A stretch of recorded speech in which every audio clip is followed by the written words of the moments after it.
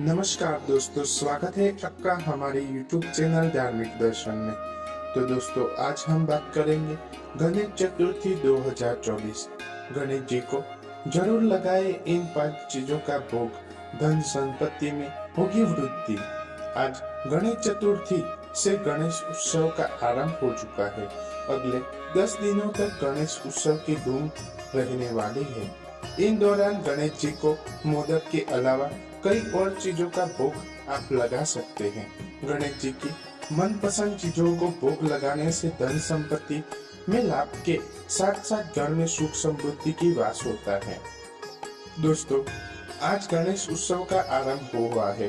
गणेश चतुर्थी से लेकर अनंत चतुर्दशी तक यह उत्सव मनाया जाता है। गणेश जी की पूजा के साथ साथ उनको भोग लगाना भी बेहद जरूरी है।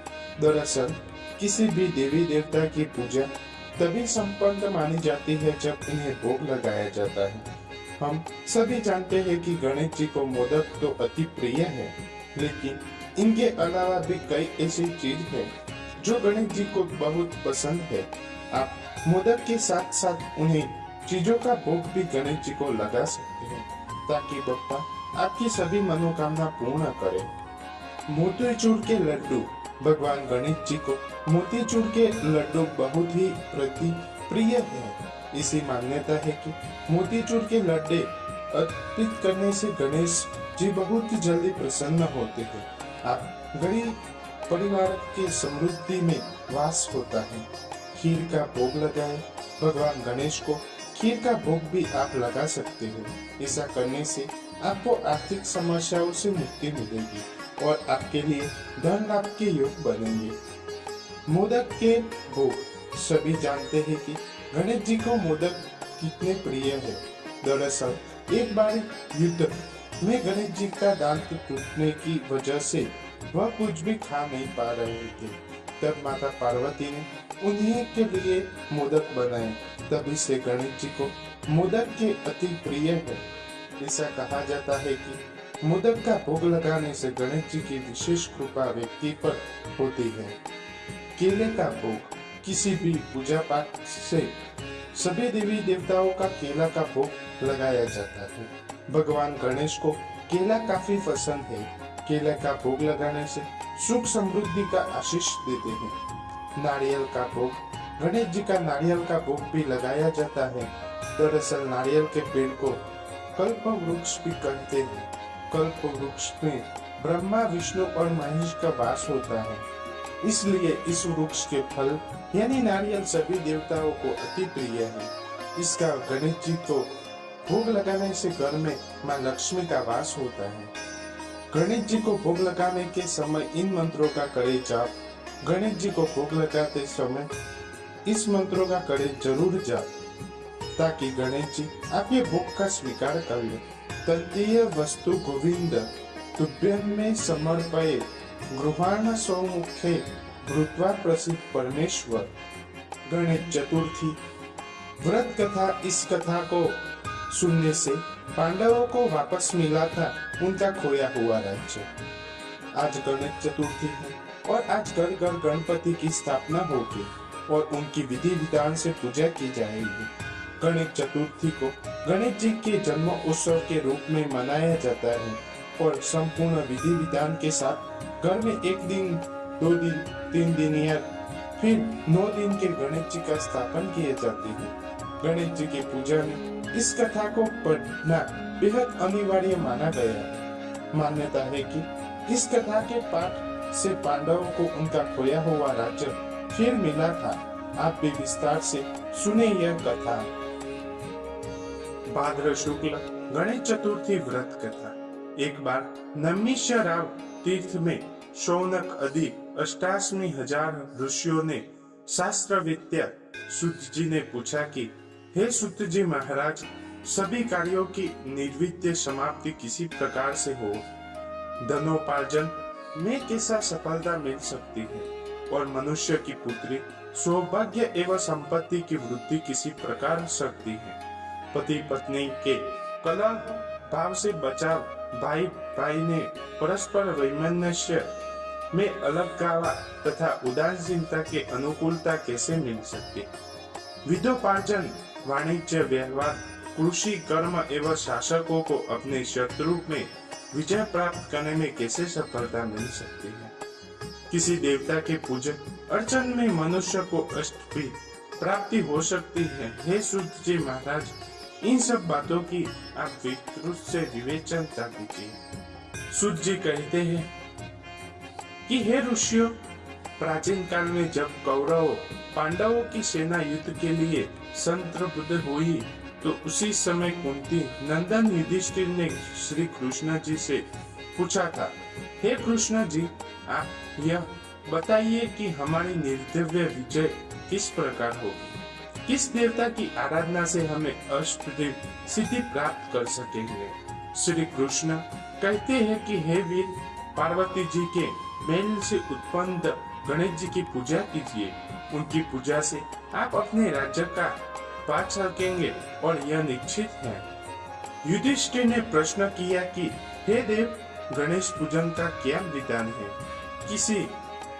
किस तिथि को पूजा करने से वे सिद्धि देते हैं। श्री कृष्ण कहते हैं कि महाराज, भाद्रव महीने के शुक्ल पक्ष की चतुर्थी को उनकी पूजा करनी चाहिए अथवा श्रवण, अगहन एवं माघ मास की चतुर्थी को भी पूजा की जा सकती है। हे राजन युधिष्ठिर, यदि आप में श्रद्धा भाव हो तो भादो शुक्ल चतुर्थी से ही गणेश जी की पूजा आरंभ कर दीजिए। व्रत को चाहिए कि प्राप्त काल उठकर सफेद तिल के स्नान करे, दोपहर में सोने की मूर्ति 4 तोले, 2 तोले, 1 तोले या आधा तोले की अपनी सामर्थ्य के अनुसार बनाए। यदि संभव न हो तो चांदी की प्रतिमा ही बनवा ले। यदि ऐसा न कर सके तो मिट्टी की मूर्ति बनाइए ले, परंतु अर्थ संपर्क होते हुए कृपणता न करे। ये ही वर विनाशक और ये ही सिद्धि विनायक है। मनोवांछा की सिद्धि के लिए भादो शुक्ल चौथ को उनकी पूजा करें। इसकी पूजा करने से संपूर्ण आकांक्षा पूर्ण होती है। इतदर्श भूमंडल में इन्हें सिद्धि विनायक कहा जाता है। धान्य की विधि एक दांत वाले, शुभ के समान विस्तृत कान वाले, हाथी के समान मुख वाले, 4 भुजाधारी, हाथ में 5 एवं अंकुश धारण किए हुए सिद्धा विनायक गणेश जी की का हम ध्यान करते हैं। एकाग्रचित से पूजन करें। पंचामृत से स्नान कराने के बाद शुद्ध जल से स्नान कराइए। तदंतर भक्ति पूर्वक गणेश जी को गंध चढ़ावे। आह्वान करेड़ प्रांत अर्घ्य आदि देने के बाद 2 लाल वस्त्र चढ़ाना चाहिए। तत्पाश पुष्प, धूप, दीप एवं नैवेद्य अर्पित करना चाहिए। फिर पानी के ऊपर कुछ मात्रा में सोना रखकर अथवा रुपया, अठत्री आदि चढ़ावे। इसके बाद गणेश जी को ईसक की दूध चढ़ावे। निम्नलिखित नामों द्वारा भक्ति पूर्वक गणेश जी की पूजा दुर्वा से करें। हे गणातीत, हे उमापुत्र, हे पाप के नाशक, हे विनायक, हे ईश्वर नंदन, हे सर्व सिद्धि दाता, हे एकंदत, हे गजमुख, हे मुष्क वाहन, हे स्कंद कुमार के श्रेष्ठ भ्राता, हे गजानंद महाराज, मैं आपको प्रमाण करता हूँ। रोले पुष्प एवं अक्षत के साथ 2-2 दुब लेकर प्रत्येक नाम का उच्चारण करते हुए अलग अलग नामों से दुब अर्पित करें। हे देवाधिदेव, आप मेरे दुब को स्वीकार करें। मैं आपकी बारंबार विनती कर रहा हूँ। इस प्रकार भुना हुआ गेहूं और गुड़ अर्थात गुड़ धनिया जो गणेश जी को परम प्रिय है चढ़ाएं। इसके बाद शुद्ध घी से निर्मित इसके लड्डू हाथ के लेकर कुरुकुल प्रदीप कहकर गणेश जी को आगे रख दे। उनके से नाम 10 लड्डू ब्राह्मण को दान करें और 10 लड्डू अपने भोजन के निमित्त रख ले। शेष लड्डू को गणेश जी को सामने नैवेद्य के रूप में पड़ा रहने दे। सुवर्ण प्रतिमा भी ब्राह्मण को दान दे।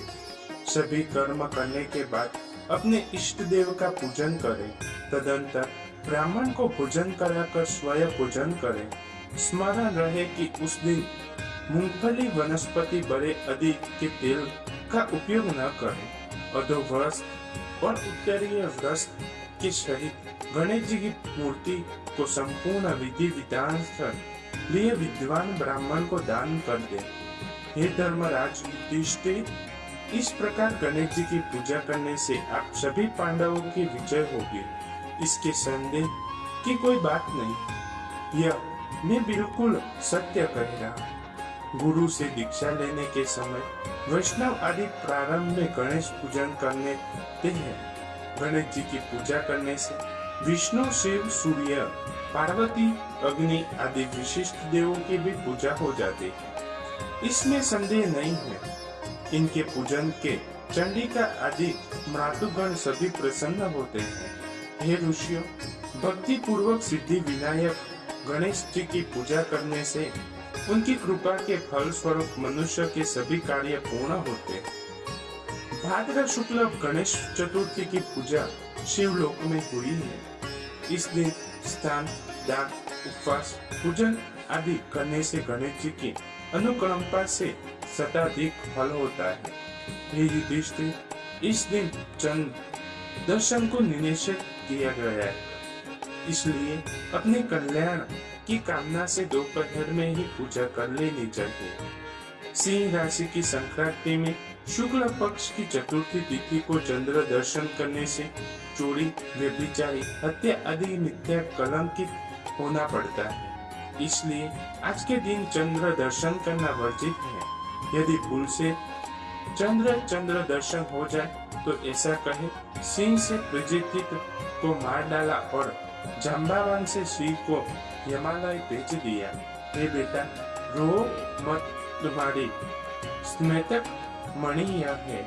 ऐसा कहने से आपको कलंक दोष से मुक्ति मिलेगी। श्री गणेश नमः।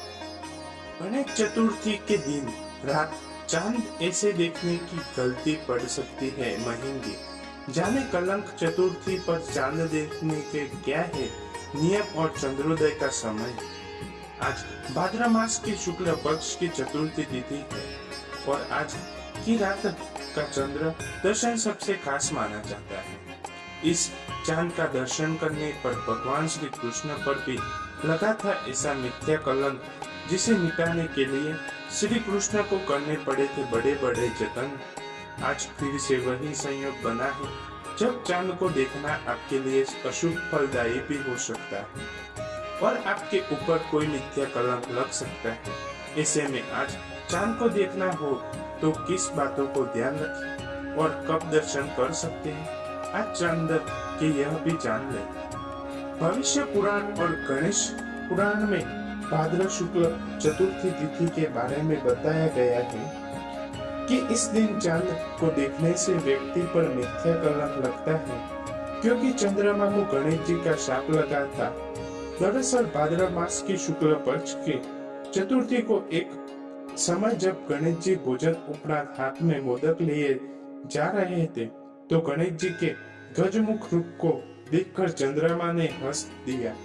इससे क्रोधित होकर चांद को गणेश जी ने शाप दे दिया कि आपको अपने रूप का बड़ा अहंकार है, तो अब से आपको कोई नहीं देखेगा और जो कोई भी देखेगा उसे मिथ्या कलंक लगेगा। शाप मिलने ही गणेश जी दुखी हो गए और गणेश जी ने क्षमा मांगने लगे। फिर देवताओं को समझाने पर गणेश जी क्रोध शांत हुए और उन्होंने शाप का प्रभाव कम कर दिया और कहा कि अब से केवल भाद्र मास की शुक्ल पक्ष की चतुर्थी पर आपको देखने वाले को कलंक लगेगा। जब से गणेश जी का यह शाप चंद्रमास के साथ साथ चला आ रहा है। कलंक चतुर्थी पर चांद को देखने पर दोष और उपाय। इस शाप के प्रभाव से बचने का तरीका बस यह है कि भाद्र मास की शुक्ल पक्ष की चतुर्थी तिथि माँ चंद्रा का दर्शन, फल, मिठाई अथवा दही लेकर करे और साथ में गणेश जी की भी पूजा करे। इसके अलावा व्यक्ति नियमित रूप से पूरे भाद्र मास के चंद्रमा के दर्शन करता है, उसके भी यह दोष नहीं लगता है। आपके शहर में कब दिखेगा बादल शुभ गणेश चतुर्थी का चांद? दिल्ली में गणेश चतुर्थी पर चंद्र दर्शन का समय 7:45। पटना में गणेश चतुर्थी चांद दर्शन का समय 7:25 पर। लखनऊ में गणेश चतुर्थी चांद चंद्र दर्शन का समय 7 होगा। कोलकाता में गणेश चतुर्थी चांद दर्शन का समय 7 होगा। मुंबई में गणेश चतुर्थी दर्शन का समय 8 बजे होगा। भोपाल में गणेश चतुर्थी दर्शन 7 बजे होगा। ओम